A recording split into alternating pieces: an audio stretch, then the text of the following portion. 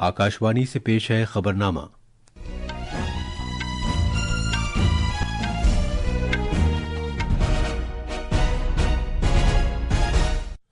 आदाब। खबरनामे के साथ मैं अर्जुमंद अली खान। पहले इस वक्त की खास खबरें।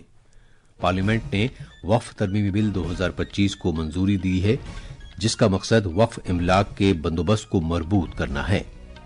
पार्लियामेंट ने मणिपुर में सदराज के निफाज की तायीद करते हुए आईनी करारदाद को मंजूर कर लिया है। वजीर आजम नरेंद्र मोदी आज थाईलैंड के शहर बैंकॉक में बिम्स्टेक की 6ठी सरबराह कॉन्फ्रेंस में शिरकत कर रहे हैं। अमरीकी सदर डोनाल्ड ट्रंप की जानिब से बड़े नए महसूलात के ऐलान के बाद आलमी शेयर बाजारों में गिरावट देखने में आई और आईपीएल क्रिकेट में कोलकाता नाइट राइडर्स ने सनराइजर्स हैदराबाद को 80 रन से हरा दिया। अब खबरें तफसील से। पार्लियामेंट ने वक्फ तरमीमी बिल 2025 को मंजूरी दे दी है। राज्यसभा ने रात देर गए इसे मंजूर कर लिया। राज्यसभा के चेयरमैन जगदीप धनखड़ ने ऐलान किया कि मज़कूरा बिल मंजूर कर लिया गया है। 128 अरकान ने इसके हक में वोट दिया, जबकि 95 अरकान ने बिल की मुखालफत की। Ayes 128, noes 95, abstention 0। Bill is passed. Rajya Sabha में मज़कूरा बिल पर बहस तकरीबन 12 घंटे तक चली। लोकसभा बिल को पहले ही मंजूर कर चुकी है। वक्फ तरमीमी बिल 2025 का मकसद वक्फ इमलाक के बंदोबस्त को मजबूत करना है। साथ ही इसमें विरासत के मकामात के तहफ़्फ़ुज़ और समाजी बहबूद को फ़रोग़ देने की भी दफ़ात शामिल हैं। मज़कूरा बिल का मकसद इमलाक के इंतजाम में शफ़ाफ़ियत बढ़ाकर बंदोबस्त को बेहतर बनाना, वक्फ बोर्ड्स और मकामी हुक्काम के दरमियान तालमेल को मुस्तहकम करना और मुताल्लिका अफराद के हुकूक को तहफ़्फ़ुज़ फराहम करना भी है। बिल पर बहस का जवाब देते हुए अक़लियतों के उमूर के वजीर किरण रिजिजू ने कहा कि इस बिल से करोड़ों गरीब मुसलमानों को फायदा होगा और एक भी मुसलमान को इससे किसी तरह का नुकसान नहीं होगा। उन्होंने कहा कि मज़कूरा बिल वक्फ इमलाक में दखलंदाजी नहीं करता। वजीर मसूफ ने कहा कि नरेंद्र मोदी सरकार सबका साथ सबका विकास के नजरिए के साथ काम करती है और वो किसी भी तबके के साथ भेदभाव नहीं करती। भारत का जो सरकार है, किसी को धर्म के आधार पर तो आप अपना काम नहीं कर सकते। सबको भारतीय नागरिक होने के नाते सबको एक दृष्टिकोण से हमको दिखना होता है, सबको बराबर दिखना होता है। जब मोदी जी ने कह दिया कि सबका साथ सबका विकास, वही तो संविधान का स्पिरिट है। इससे पहले बिल पेश करते हुए अक़लियतों के उमूर के वजीर ने कहा कि मुताल्लिका फरीकों के साथ साथ मुश्तरका पार्लिमानी कमेटी में भी तफसीली सलाह मशवरे के बाद ये बिल लाया गया है। उन्होंने अपोजिशन पार्टियों पर जोर दिया कि वो बिल की हिमायत करें। इधर अपोजिशन के लीडर मल्लिकार्जुन खड़गे ने बिल की मुखालफत की और सरकार से इसे वापस लेने का मुतालबा किया। उन्होंने कहा कि बिल में खामियां हैं और ये आईनी ज़ाब्तों के मुनाफी भी है और कॉन्स्टिट्यूशन के खिलाफ है। कॉन्स्टिट्यूशन को सबको आजादी दी है, इसके बावजूद फ्रीडम ऑफ एक्सप्रेस नहीं है, फ्रीडम ऑफ प्रॉपर्टी नहीं है, दान दिए सो रख ले नहीं सकते। ये चीजें करना ये समाज के लिए ठीक नहीं। जेडीएस के सरबराह एचडी देवेगौड़ा ने मज़कूरा बिल लाने पर नरेंद्र मोदी सरकार को मुबारकबाद दी। उन्होंने कहा कि वक्फ इमलाक का उन लोगों ने बेजा इस्तेमाल किया है जो अमीर हैं या बिरादरी में उनका ज्यादा असर रसूख है। पार्लियामेंट ने मनसूख करने से मुताल्लिक मुसलमान वक्फ बिल 2025 को भी मंजूरी दी है, जो मुसलमान वक्फ एक्ट 1923 को मनसूख करता है। राज्यसभा ने इसे मंजूर कर लिया, जबकि लोकसभा इसे पहले ही मंजूर कर चुकी है। ज़राअत और किसानों की बहबूद के वजीर ममलकत भागीरथ चौधरी ने वक्फ तरमीमी बिल को तारीखी करार दिया है और कहा कि मुसलमानों को मज़कूरा बिल से बहुत फायदा होगा। आज राज्यसभा में पारित हुआ है वक्फ बोर्ड का, ये बहुत ऐतिहासिक है। मुस्लिम समाज जो वास्तव में महिला है, गरीब है, जो पिछड़े हुए हैं, उनका इसमें कल्याण होगा। पार्लियामेंट ने मणिपुर में सदराज नाफिज करने से मुताल्लिक एक आईनी करारदाद मंजूर की है, जिसे रात देर गए राज्यसभा ने मंजूरी दे दी। ये आईनी करारदाद मणिपुर के मामले में आइन की दफा 356(1) के तहत इस साल 13 फरवरी को सदर जमहूरिया के ऐलान से मुताल्लिक है। लोकसभा इसे पहले ही मंजूर कर चुकी है। करारदाद पर बहस का जवाब देते हुए मरकजी वजीर दाखिला अमित शाह ने कहा कि गुज़श्ता बरस नवंबर के बाद से मणिपुर से तशद्दुद की कोई खबर नहीं है। उन्होंने ऑपोजिशन के इस इल्जाम को भी मुस्तरद कर दिया कि सूरत हाल से निपटने में नाकामी के सबब रियासत में सदराज नाफिज किया गया था। जब किसी ने भी सरकार के गठन का दावा नहीं किया, इसलिए शून्यावकाश की अवस्था में राष्ट्रपति शासन डालने का निर्णय किया। इस तरह से कहना कि राष्ट्रपति शासन इसलिए डाला गया कि समस्या संभलती नहीं। राष्ट्रपति शासन 13 फरवरी को डाला गया।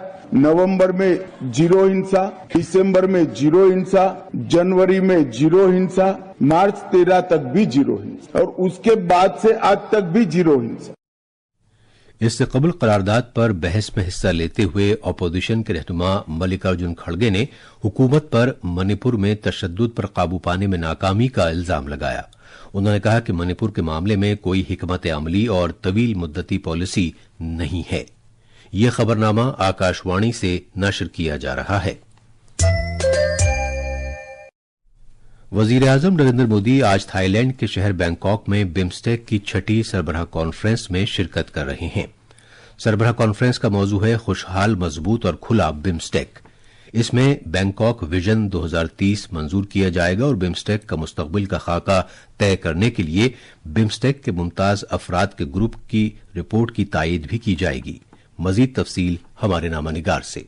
बिम्स्टेक के तहत खलीज बंगाल के अतराफ वाक़े 7 मुल्कों बांग्लादेश, भूटान, भारत, म्यांमार, नेपाल, श्रीलंका और थाईलैंड के लीडर यकजा हुए हैं। खलीज बंगाल बहरे हिंद के खित्ते के वस्त में वाक़े है। बिम्स्टेक ऐसी वाहिद इलाकाई तंजीम है जो जनूबी एशिया के 5 मुल्कों और जनूब मशरकी एशिया के 2 मुल्कों को यकजा करती है। बिम्स्टेक से आलमी आबादी, GDP और गैर मुल्की तिजारत के बड़े हिस्से की नुमाइंदगी होती है। भारत बिम्स्टेक के 4 बानी मेंबर मुल्कों में से एक है। बिम्स्टेक के दीगर मेंबर मुल्कों के साथ भारत के करीबी बाहमी ताल्लुकात के तनाजुर में भारत इलाकाई इश्तराक को मुस्तहकम बनाने में सरकर्दा रोल अदा करता रहा है।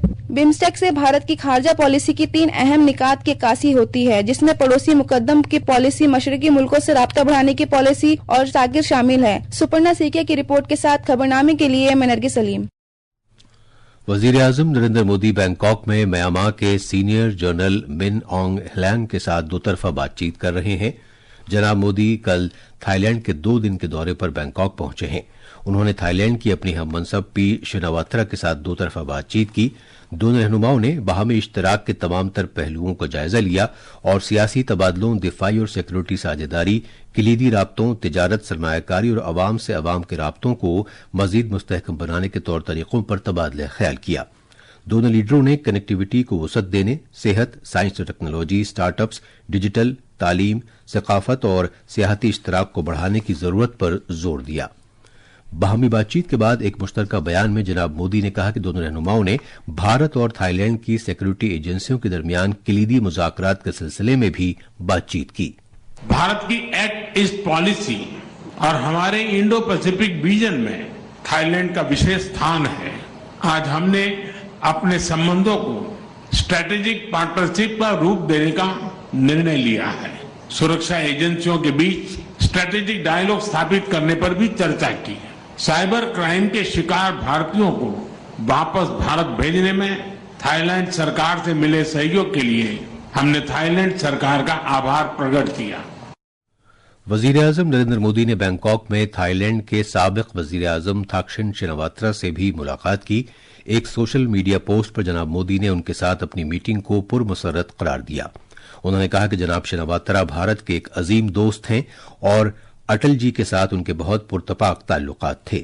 जनाब मोदी ने बताया कि उन्होंने जनाब शिनावात्रा के साथ भारत थाईलैंड इश्तराक पर तफसील से बातचीत की।